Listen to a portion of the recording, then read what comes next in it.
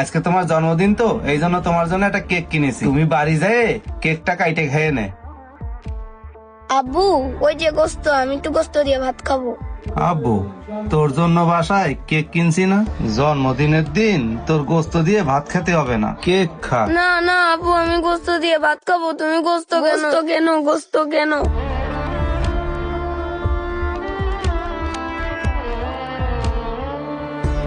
হায় রে আল্লাহ, ছেলেটা জন্মদিনের দিন গোস্ত খাওয়ার বায়না করতেছে। আমার কাছে তো এখন টাকাও নেই। দেখি দোকানদারের কাছ থেকে 1 কেজি গোস্ত বাকি নেওয়া যায় কিনা। কেন না আব্বু, আমি গোস্ত খাবো।